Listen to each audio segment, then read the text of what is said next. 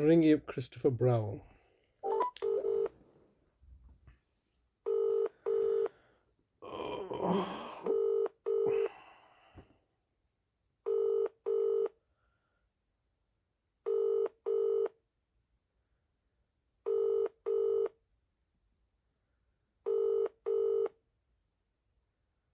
This is the Vodafone voicemail service for 07769247196. Please leave a message after the tone. When you finish recording, please hang up or press the hash key for more options. Yes, hello, Mr. Browell. It's Mr. Hussein here once again, leaving yourself another daily message like a broken record. How many messages have I left you? How many messages have I left you, Mr. Browell, as my brother's social worker, as a representative of the council, as a care coordinator? How many messages have I left you? And how many have you replied to? Zero. Not one message you've replied to. When after having kidnapped my brother in August, you instructed the care trust to no longer forward my calls to you. Luckily, I had your mobile number. I've always had your mobile number. I chose not to utilize it. I was going through your policies and procedures by contacting you through the correct formal channels, which was contacting the city mental health team at the care trust. And then subsequently you've banned me, you've stopped me from doing that. But I had your number and I've left you messages, and you have answered a couple of times, and then refused to speak to me on the telephone. I mean, this seems to be a recurring theme in it. So if you're not doing anything wrong, why do you not want to talk to me? I mean, the last time we were having a conversation together, it was when you had slammed the phone upon me and then subsequently forcing me to put a complaint in. And then after having lodged a formal complaint against you, and having lodged formal complaints as according to my statutory rights under the Social Services and National Health Service Complaints Regulation 2009, which is a law that you seem to be ignorant of, and so does the local authority. I mean, you don't follow any laws, do you? And now all of a sudden, after having slammed the phone on me and me lodging a formal complaint against you, you now own my brother. You have making decisions regarding his health and welfare, his property and finances. You have complete control over his life. Because of how? Because of why? Because of how have you achieved this? You have just simply lied and abused your position of authority and power as a local authority, considering my charging higher cost policies, and look to make me homeless. And here we are, several years later. What has happened? All that's going to happen now is that my brother's going to die in your custody, or he's going to be murdered in your custody, because that's how you operate, isn't it? You, in order to silence people, you murder them, kill them off. End of story.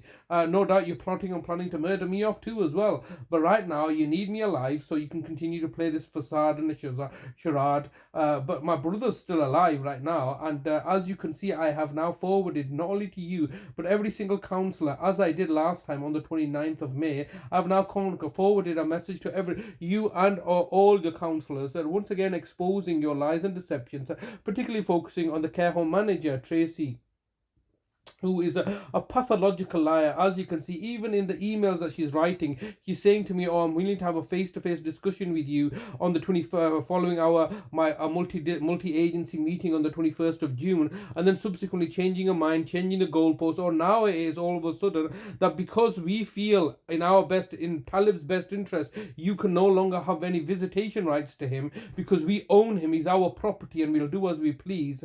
And just clearly pathetic of yourself, isn't it, Mr. Browell? How long is this going to go on for? Ultimately, until my brother's murder, like my older brother's murder. This is a continuation of your villainy and tyranny, as you have always been doing as a local authority, scheming, plotting, machinating, and colluding and conspiring with everybody in order for you to maintain the falsified facade that you are acting according to your duty of care and looking to safeguard vulnerable people, when the reality is the very vulnerable people that you are exploiting, torturing, murdering, plundering and profiteering from. One of those happens to be my brother. One of those happens to be have been my mother, whom you tortured and murdered to death. One of those happens to be my older brother Nazim, who you murdered a decade ago. And one of those happens to be my late father, whom the local authority killed off in June 2009. And one of those happens to be my older brother that was murdered a decade ago in 2014, whom you had initially thrown off a care home provider, a care home from a 3-story building. So it's the case that you had put my older brother Nazim in a care home. What was it now? not Staveley and Berkeley's nursing home. Before that, it was a Warmer Village. That's right, Warmer Villas Care Home, which is another one of your proprietary, independent care providers who are run by effectively your private prison, isn't it? My older brother was in Warmer Villas Care Home, and you, the local authority, in collaboration with West Yorkshire Police, had thrown him off a 3-story building at the care home and tried to say that he jumped. He didn't jump. You, the local authority, started your machinations then, and there's a reason and a justification for you doing so. But my brother was thrown off a 3-story building at the Warmer Villas Care Home in September 2003. Luckily, he survived, only for you to have murdered him a decade and a bit later in 2014. So here we are once again waiting for you to murder my brother Talib, so you can then look to bury the matter. But obviously it's more difficult the second time round. You may have pulled this off last time, but it's more difficult the second time round because I'm onto you and I'm recording and publicizing and exposing your treacherous, villainous ways. All I'm asking you now is let me see my brother.